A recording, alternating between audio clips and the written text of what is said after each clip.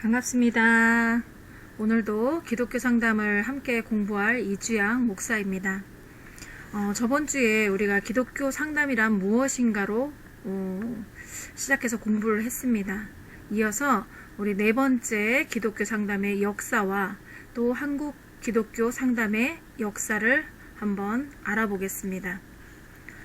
우리 기독교 상담의 역사를 보면 세계 2차 대전 시점에 미국에서 심리학자, 임상 심리학자, 또 정신 분석학자들의 그러한 수요가 급증이 되어서 그 상담자 자격증을 국가에서 관리를 했습니다. 그리고 1959년부터는 자격증을 가진 그러한 임상 심리 상담자들의 상담을 의료 행위로 인정을 하고 또 의료보험 혜택을 받게 되는 그러한 제도가 시행되면서 상담의 수요는 더욱 폭발적으로 증가했어요. 그래서 기독교 상담이 태동이 된 그러한 계기는 우리가 잘 아는 그 프로이드로부터 시작된 그 정신 분석과 로저스의 이론과 실존주의 이론을 가지고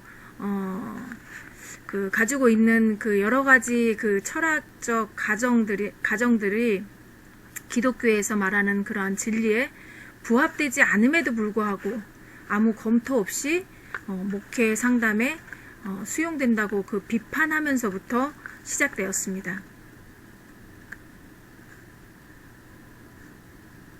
우리 반기독교적인 그 심리치료에 반대하는 그런 대표적인 기독교 상담학자들이 있는데 호바트 모우어라고 있어요. 그 모우어는 복음주의 그 학자가 아니었음에도 불구하고 기독교가 심리 치료를 거부해야 함을 주장했어요. 특히 프로이드의 충동 이론은 인간에게 자신이 저지른 죄에 대해서 책임을 지지 않게 함으로써 죄와 죄의식에 대한 그런 왜곡하고 그 대해서 왜곡하고 있다고 신랄하게 비판을 했습니다. 그리고 바울 비츠가 있는데요. 비츠는 1960년대에 임상 심리학자로서 인본주의적인 그러한 인간의 허위성을 보게 됐어요. 그래서 1970년대 초에 기독교인이 된 후에는 인본주의적인 그러한 심리학이 하나님의 자리에 자기 자신을 대신 집어넣고 자신을 숭배하는 그러한 철학이라고 강하게 비판을 했어요. 그래서 그는 인본주의적 이기주의는 기독교 정신과는 반대된다고 생각을 했기 때문에 이렇게 반대를 했다는 거예요. 그리고 윌리엄 킬패드릭은 교회 안에 하나님에 대한 그런 믿음, 그 믿음과 그 심리학에 대한 그 믿음으로 나누어 있다라는 것이에요. 그래서 대중 심리학은 동양적인 그런 어떤 종교와 매우 흡사하다고 봤어요. 그래서 이 두 가지는 기독교 안에서 서로 하나가 될 수 없다. 대립적인 관계에 있기 때문에 한쪽은 버려야 한다고 강조를 한 사람입니다. 그리고 J.E. 아담스라고 있어요. 아담스는 모든 상담은 성경에 기초를 두어야 한다는 그런 성경적 기독교 상담학을 발전시켜 나가게 되었습니다. 그리고 모우어는 기독교 상담 운동을 거부하고 그것을 넘어서는 자신의 이론을 만들었어요. 아담스는 자신의 상담 이론을 겉면적 상담이라고 불렀다라는 것이에요. 그러니까는 이 일반적인 상담은 자기 자신이 스스로 그 문제를 해결할 수 있도록 도와주는 것에 불과하고 아담스는 그게 아니라 성경적인 기초를 두고 그 상담을 할 때 우리가 상담자가 권면을 해주는 그러한 상담을 해야 된다고 말하고 있는 거예요. 그래서 아담스 이후에 기독교 상담학자들이 있는데 그 아담스가 떠난 후에 버틀러가 책임자로 선임되었어요. 그래서 그 발전을 시켰습니다. 그리고 성경적 상담 2세들은 아담스가 성경적 변화의 행동적 측면을 강조한 것에 비해서 인간의 심리를 성경적으로 이해하고 마음의 변화를 핵심으로 삼게 되었다는 거예요. 우리가 상담을 할 때 그 마음의 변화가 있어야 된다라는 것을 핵심으로 삼게 되었다라는 것입니다. 그리고 기독교 상담이 발전하는 것은 통합을 통한 그러한 기독교 상담이 발전했어요. 이 통합의 역사를 보면은 기독교 상담의 역사는 목회 상담의 역사에 뿌리를 두고 있다라는 거예요. 그리고 통합이라는 그런 패러다임을 향하고 가고 있다고 할 수 있습니다. 뭐냐 하면 무엇이 통합이냐 하면 심리학과 기독교를 하나로 합하려는 그러한 노력의 일환으로 통합이라는 그런 이름을 사용했다라는 거예요. 그 이름을 사용한 사람이 누구냐면 쿵켈이라는 사람입니다.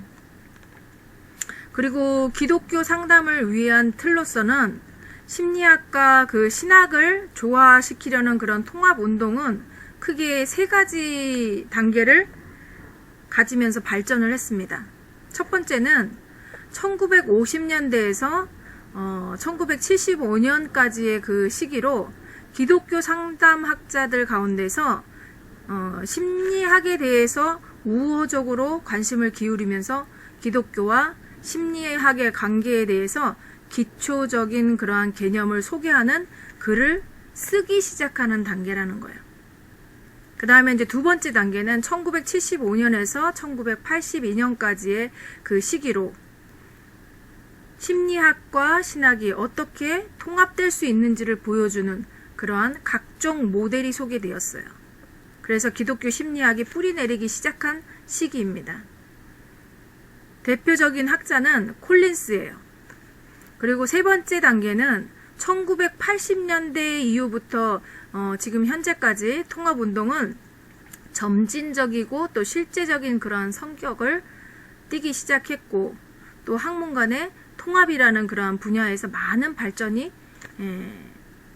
되었다라는 것입니다. 그래서 신학과 심리학을 어떻게 보느냐에 따라서 견해가 다양한데요. 기본적으로는 그 심리학을 배척하는 입장에 있는 그 아담스, 또 부분적으로 수용하고 있는 입장에 있는 캅과 스위처, 그 다음에 전적으로 수용하는 입장인 콜린스로 구분이 됩니다. 그 통합이라는 그 개념은 둘 이상의 학문이 서로 관여하는 그러한 견해를 가지는 것이에요. 그렇지만 두 가지가 서로 관여하는 관계를 가진 것이지만 두 가지 기계를 완전히 분리를 해가지고 또 새로운 기계를 만드는 것처럼 하나의 새로운 기계를 만드는 것처럼 신학과 심리학을 분해하고 결합하는 그 하나의 새로운 학문으로 만드는 그러한 체계가 아니라는 거예요. 그래서 가장 바람직한 통합 유형은 신학의 입장에서 심리학을 흡수시키는 거죠. 그래서 신학의 입장에서 심리학을 흡수시키는 그러한 통합 방식이어야 된다는 것이죠. 그 다음에 한국 기독교 상담의 역사를 알아보겠습니다. 우리 1951년 연세대학교에 이환신 교수가 있어요. 그 교수가 미국에서 사회학과 목회 상담학을 한 2년 정도 동안에 공부하고 돌아온 뒤에 목회 문의학이라는 그런 제목으로 강의를 했어요. 그러면서 한국 신학계의 목회 상담이 시작되었습니다. 그리고 1958년에는 미국에서 목회 상담을 공부하고 돌아온 감리교 김승호 목사가 국제대학교 교수로 있으면서 감리 신학대학과 이화여대 등지에서 상담을 가르쳤어요. 그리고 상담을 가르치면서 한국 상담 문화의 활성화를 시키는 데 공헌을 했습니다. 그리고 1960년대에는 미국 장로교 선교사인 반피득 박사가 연세대에서 목회 상담학을 강의하면서 미국 목회 상담 교육의 주류인 그러한 임상 목회 교육을 도입을 했어요. 그 후에 1980년대 초반 감리교 신학대학교에서 임상목회 교육으로 기독교 상담학을 시작한 것으로 나타나고 있습니다. 기독교 상담은 목회 상담에 뿌리를 두고 있어요. 목회 상담은 목회적인 그 돌봄에 뿌리를 두고 있습니다. 그래서 기독교 상담의 역사를 정리함에 있어서는 목회 상담과 목회적 돌봄을 이해하는 것은 대단히 중요한 일이기 때문에 함께 우리가 정리를 해봤습니다. 그리고 한국 기독교 상담의 역사는 학문적으로나 실천적으로 그 역사가 매우 짧다고 할 수 있어요. 그래서 모든 역사는 항상 현재가 축적되어서 만들어지는 것이기 때문에 현재 기독교 상담을 공부하는 그 우리는 대단히 중요한 위치에 있다고 볼 수 있습니다. 우리가 수행하고 있는 모든 학문의 과정과 또 상담 현장에서의 그 실천은 장차 한국 기독교 상담의 귀환이 될 수 있는 귀한 역사가 될 수 있는 것으로 볼 수 있습니다. 그렇기 때문에 우리가 기독교 상담에 대해서 많은 이게 굉장히 광범위합니다. 기독교 상담이. 하지만 우리가 하나하나씩 배워나가면서 우리가 그 목회하는데 상담이 빠질 수 없어요. 그렇기 때문에 우리가 상담을 배워서 우리가 그냥 우리가 이 서로 대화를 하면서 대화를 하지만 그 상대편 내담자가 필요로 하는 것이 무엇인지를 우리가 알아야 되고, 그러면 그 문제가 무엇인가를 알고 우리가 성경적으로 성령님의 인도하심으로 그들에게 답을 줄 수 있어야 된다는 거예요. 그래서 우리가 또 목회 상담에 대해서 배울 건데요. 그 목회 상담에 대해서 우리가 자세하게 한번 배워보도록 하겠습니다.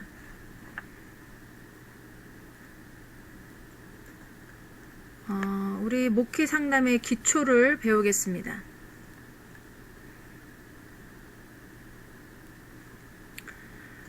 우리 목회 상담의 의미를 알아야 되죠.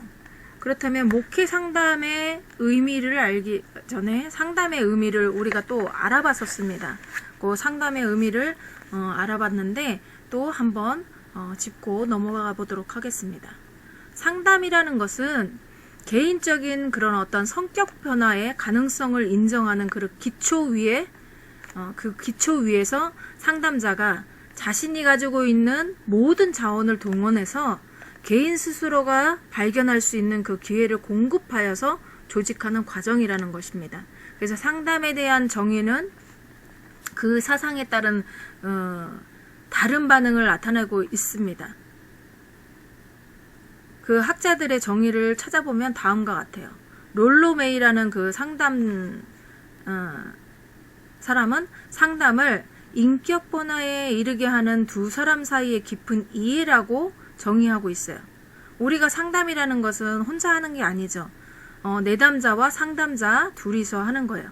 그러면 두 사람 사이에 깊은 이해가 있어야 된다라고 정의를 하고 있다라는 거예요. 그래서 폴 존스는 앞에서 말한 그 이해를 기초로 해서 상담이란 성장하는 그 책임감과 정서적 이해를 방법으로 그 어려운 문제를 해결하는 그런 요구에서 생기는 반응적 상호 관계라고 말하고 있어요. 그래서 상담에는 상당한 그 지식과 기술이 요구된다는 것이고 상대방의 반응이 있어야 된다는 것입니다. 그래서 상담학의 그 이론적 근거에 따라서 상담에 대한 그런 기본 자세가 다른데 비지시적인 방법을 주장하는 칼 로저스가 효과적인 상담이라는 것은 명확하게 구성된 수용적 관계에 있어서 내담자로 하여금 자기 자신을 이해하게 하고 또 새로운 방향을 향해서 적극적으로 걸어갈 수 있게 해주는 것이다 라고 말하고 있어요. 이 비지시적이라는 건 뭐냐면 내담자 스스로가 자신의 문제를 파악하고 또 정신적 장애를 극복할 수 있도록 이끌어주는 것이라는 거예요. 이게 우리가 상담을 하다 보면은 그 문제에 대해서 이제 상담자는 그 내담자의 문제를 끄집어내 주는 거죠. 끄집어내주고 그 끄집어낸 것을 본인이 보게 하고 알게 하는 거예요. 그렇게 알게 하고 그 다음에 그 내담자가 거의 답을 알고 있다고 얘기를 하고 있습니다. 그래서 그 해결 방법을 우리가 가르쳐 주는 게 그 상담자가 가르쳐 주는 것이 아니라 그가 이제 내담자가 상담을 하며 자기 자신을 보게 해서 자신의 문제를 파악하게 해서 그 문제를 극복할 수 있도록 끌어주는 것이라는 것이죠. 그래서 로저스의 이론에 정면으로 반대하는 성경적 상담을 이론을 개발한 사람이 아까도 얘기했듯이 제이 아담스예요. 그 제이 아담스는 뭐라고 얘기했냐면 상담은 성령의 사역이다 라고 말을 했습니다. 상담자는 성령을 떠나서는 상담할 수 없다. 성령님이 역사하지 않은 것은 기독교 상담이 아닙니다. 일반 상담이죠. 믿지 않는 예수 그리스도를 믿지 않는 자들이 상담하는 방법. 그래서 제이 아담스는 상담은 성령 사역이라는 거예요. 성령님의 사역이라는 것이죠. 우리 사람의 사역, 사람은 들어주고 말할 수 있지만 그 안에서 역사하시는 분은 성령님이시다라는 거예요.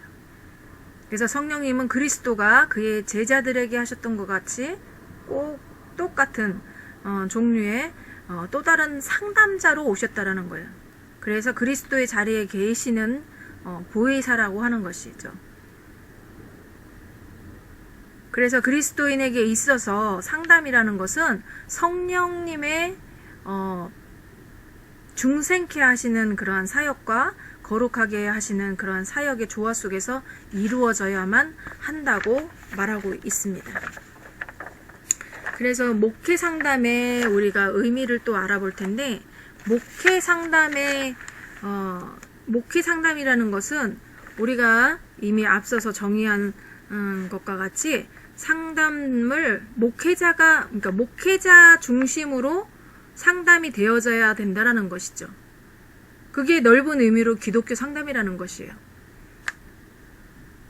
캐롤 A. 와이즈는 목회 상담의 정의를 내리는 것은 이를 더 어렵게 만든다고 말하고 있어요.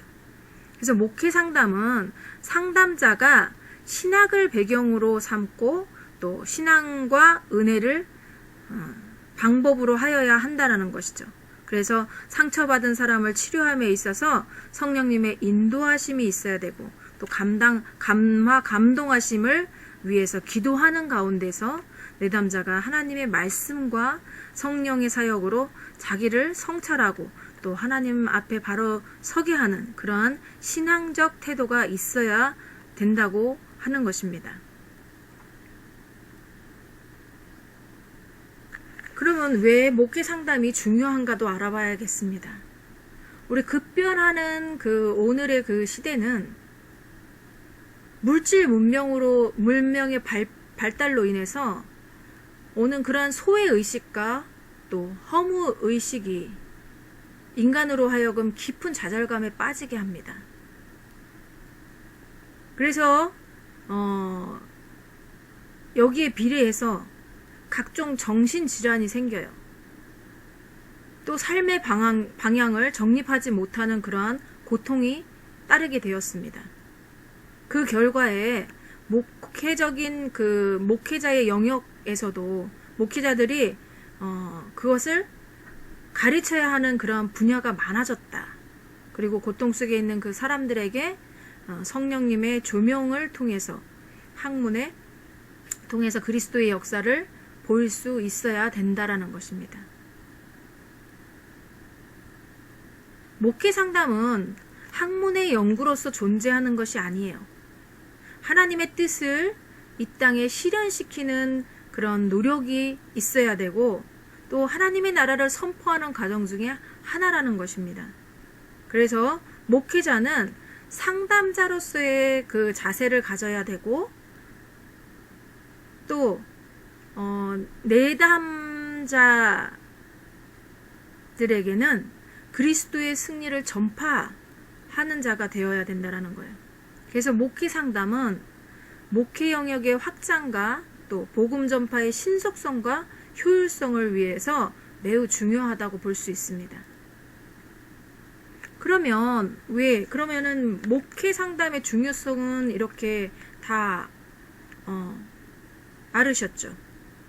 그럼 목회 상담의 가치성이 있을 텐데 그 가치성에는 우리가 이 급변하는 세상이라고 했잖아요. 급변하는 이 세대 상황 속에서 목회 영역을 세분화시키고 또한 과학적인 그러한 연구와 분석을 필요로 한다는 것입니다. 우리가 그전에는 목회자들이 상담을 배우지 않고 그냥 상담을 했어요. 주먹구구식으로. 근데 우리가 이 목회 상담, 기독교 상담을 배움으로써 우리가 그 확립을 하고 정립을 하고 또 정립된 것으로 우리가 목회 상담하는데 그 상담을 할 수 있도록 그렇게 해야 되는 것이에요. 그래서 목회 상담의 가치성은 목회자가 가지는 그런 영역 중에 설교나 신방이나 전도 등 이것으로 상담과 깊은 관계를 가지고 있다라는 것이에요.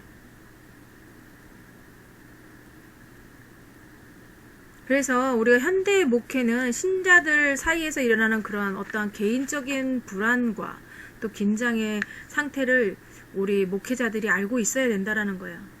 그래서 그 목회자들이 그것을 해결해 줄 수 있도록 그들을 도와줘야 된다라는 것입니다. 그래서 이를 위해서 목회자들은 상담에 관한 그런 깊은 연구와 실천이 있어야 된다라는 거예요. 그래서 부단히 개선하는 그런 노력이 있어야 된다. 목회 상담의 가치를 여러 가지로 말할 수 있겠는데요. 우리가 요약을 해서 한번 알아보겠습니다. 우리가 목회 상담의 가치는 문제 해결의 기회를 볼 수 있다. 우리 각 사람은 여러 가지 문제 속에서 살고 있어요. 일상생활이나 정신상 생활에서 야기되는 그런 문제들을 상담이라는 그 과정을 통해서 해결하는 그 기회가 될 수 있다라는 것입니다. 그래서 개인 문제를 성령님의 역사를 통하여서 근본적으로 해결하는 그 기회가 되고 또 나아가서는 교회 안에 모든 문제들이 해결되는 그러한 기회가 되어야 된다라는 것입니다. 그리고 그리스도인의 성숙한 생활을 위해 상담을 통해서 문제가 해결되면 어때요? 그 사람은 그리스도인으로서 성숙한 생활을 할 수 있습니다.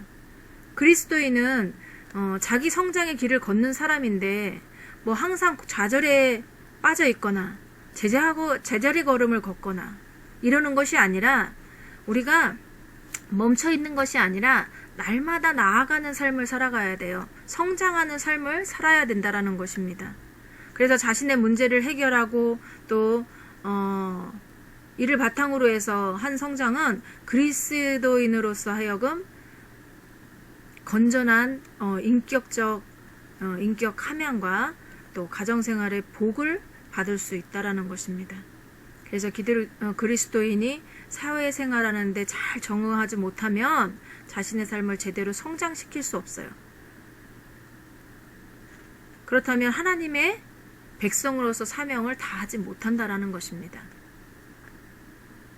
상담은 목회자로 하여금 성공의 길을 걷게 할 수 있어요. 교인들의 그러한 여러 가지 어려운 문제들을 해결함으로써 지도자로서 그러한 신뢰와 존경을 받게 하고 또 나아가서는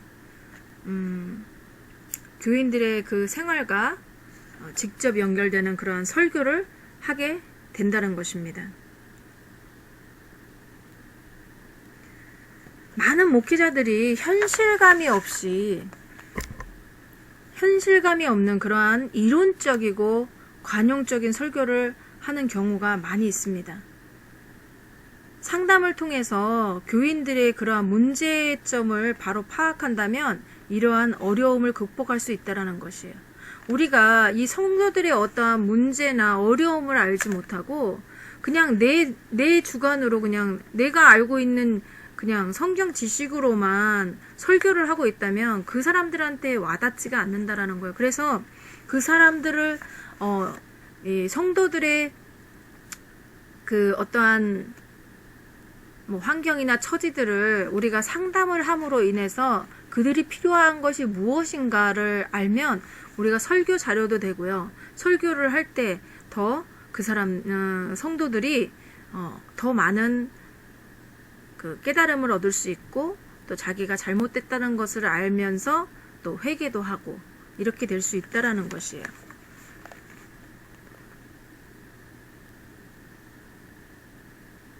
그래서 문제의 정확한 진단이 상담에 의해서 진단을 내릴 수 있고 또한 처방을 해줄 수 있다라는 것이죠. 그리고 설교는 이러한 처방을 하는데 목회자가 상황을 바로 파악하여야 된다라는 것입니다. 목회자가 파악하지 않으면 이것들이 가능하지 않다라는 것이죠.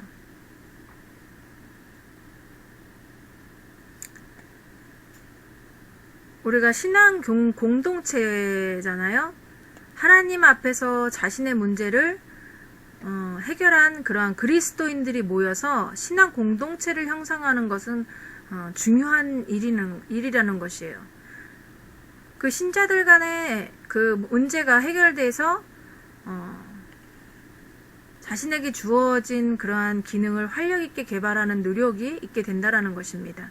그래서 목회 상담은 목회자가 중심이 된 그러한 신앙 공동체 형성의 중추적인 활력소 구실을 하게 된다라는 것입니다.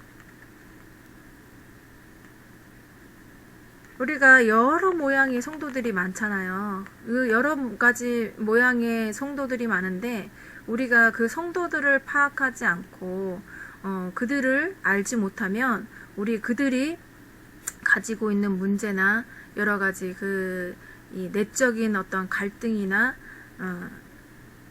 그 힘듦으로 인해서 공동체를 방해를 하고 또 소외되고 이러한 일들이 있잖아요. 그래서 목회자가 이런 그 성도들의 그 어떠한 문제를 상담하지 않으면 그들의 문제를 알지 못하기 때문에 도와줄 수가 없어요. 그래서 목회자들이 상담을 하는 것이 가장 중요합니다. 그래서 우리가 목회 상담의 역사를 한번 보면 예수님의 사역 방법 중에 면접법이라는 게 있습니다. 그 면접법은 목회 상담의 원형이라고 볼 수 있어요. 예수님께서 문제를 가진 그 사람들을 만나서 그들의 문제를 해결해 주셨는데 이는 예수님의 권위로 되었다라는 것입니다.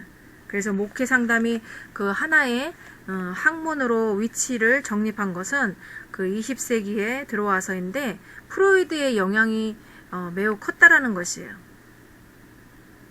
그 역사를 고찰하면 다음과 같습니다. 1905년에 보스턴의 임마누엘 감독교회를 중심으로 일어난 그 임마누엘 운동이 있어요. 그 임마누엘 운동에서 그 종교와 그 의학의 관련성을 모색하던 때에서부터 시작이 되었습니다. 그리고 1908년에 우스터와 메콤보 또 코니엘에 의해서 종교와 의학이라는 책이 나옴으로 발전되었어요. 그 후로는 1932년에 정신병 학자이며 성직자인 그 올리버가 목회적 정신치료와 정신건강이란 저서를 출판함으로써 더욱 활기를 띠게 되었고 미국의 각 정신병원에서 전도하던 그 보이슨이 그의 경험을 토대로 하여서 인간 정신의 탐구 란 저서를 1936년에 출판했습니다. 이 분야의 연구에 새로운 자극제가 되었어요. 이 영향을 받은 사람들 중에 힐트너는 목회 신학의 기초를 강조하게 되었어요. 1939년 롤로 메이가 상담의 기술이라는 책을 출판해서 상담의 체계와 그 모형을 형성했습니다. 그리고 1942년에 칼 로저스가 상담과 정신요법이라는 책을 출판해서 상담학에 새로운 그 획기적인 문제를 주었습니다. 그래서 로저스의 방법은 상담학 이론 가운데서 매우 중요한 비지시적 방법이라는 것으로 불리고 있어요. 아까 배웠습니다. 그 후에 1949년에 힐트너가 목회 상담학이 1951년에 캐롤 와이즈가 목회 상담학을 출판하였다라는 것이요. 이 분야의 연구가 매우 급진적으로 진전돼서 1960년대 후반기와 1970년대에 많은 연구 서적들이 나왔습니다. 새로운 사상적인 경향을 나타낸 것은 J.E. 아담스, 그 박사의 저서들이에요. 아담스 박사는 종래의 그 비지시적인 상담 이론에 정면적인 도전을 했다고 아까 배웠습니다. 그래서 성경적 이론을 토대로 해서 권면적인 상담법을 연구하고 개발했다. 아담스의 이러한 그 연구는 목회 상담학의 분야에 새로운 계기를 마련했습니다. 그리고 중요한 역할을 했어요. 그 아담스의 저서 중에서 대표적인 것이 목회 상담학이라는 그러한 이름으로 정정숙 교수에 의해서 한국에 소개됐습니다. 그 한국에서는 1958년 각급 학교에서 일반 상담이 시작됐어요. 1964년에는 정희경 씨의 그 학생 상담의 기술이라는 그 책이 저술됐어요. 목회 상담에 관한 책이 여러 권 번역되었고요. 한국인 저자에 의해서 한두 권 저술되었지만 그 수준이 매우 낮아가지고 입문서 정도에 지나지 않았습니다. 그래서 이 분야의 새로운 연구와 노력이 또한 필요하다고 볼 수 있습니다. 그러면 목회 상담의 영역으로는 우리가 다른 분야와의 관계로 한번 볼게요. 목회 상담학은 실천신학의 분야예요. 주경신학, 교의신학, 역사신학과는 달리 실질적인 그러한 문제들을 취급해서 교인들의 문제를 해결하는, 그래서 그들로 하여금 바른 삶을 살아가게 하는 그러한 데 목적이 있다라는 것이죠. 그래서 목회 상담이 하나의 기술적 표현으로 끝나는 것이 아니라 신학의 그러한 기본 원리에 따라서 목회 관점을 치료하고 또 지탱하며 인도하는 일을 하게 한다는 것입니다. 목회 상담학의 영역이 너무 넓어요. 인간이 존재하는 모든 것과 모든 사건이 목회 상담학의 영역이에요. 그 중에 대표적인 것을 정리하면 다음과 같습니다. 어린이 상담이 있습니다. 어린이 상담의 유아 상담, 이런 유아 어린이들을 주로 상대해서 지도하는 분야예요. 그리고 학생 상담이라고 하는 청소년 상담. 이 청소년 상담은 그 청소년들의 문제를 상대해서 지도하는 그러한 분야고, 그 다음에 직업 상담이라는 것도 있습니다. 목회자가 직업 문제나 어떤 사업 문제 등을 중심으로 다루는 그러한 분야예요. 그래서 여기에는 사회사업도 포함할 수 있습니다. 또 군인 상담도 있어요. 군인 사이의 문제들을 특별히 다루는 분야예요. 그리고 또 가정 상담. 가정 상담은 그 가족 관계를 중점으로 다루는 그러한 분야로서 우리 시대에 매우 중요한 역할이 되고 있습니다. 그리고 신앙 상담, 여러 가지 상담이 많이 있습니다. 그래서 이렇게 해서 목회 상담의 원리를 우리가 한번 알아보았습니다. 다음 강의는 목회 상담의 그 배경부터 공부하겠습니다. 그래서 강의 자료는 우리 그 강의 자료실에 공지되어 있습니다. 그래서 예습을 하셔도 좋고 또 복습을 하셔도 좋습니다. 한 번씩 더 읽어보시면 더 아시겠고요. 또 한 장이 끝날 때마다 우리가 그 학습 문제가 있어요. 그래서 한 번씩 정리를 해가지고 적어보시는 것도 좋겠습니다. 오늘의 학습 문제는 첫 번째로 상담의 정의를 말하라. 또 두 번째 목회 상담이란 무엇인가. 세 번째 목회 상담의 중요성을 논하라. 또 네 번째로는 목회 상담의 가치를 논하라. 다섯 번째 목회 상담의 역사를 말하라. 여섯 번째 목회 상담의 영역을 말하라. 이렇게 한번 이렇게 오늘 배운 것을 정리해 보는 것도 참 좋을 것 같습니다. 그럼 한 주간도 주님 안에서 승리하시고 이만 강의를 마무리하겠습니다. 감사합니다. 수고하셨습니다.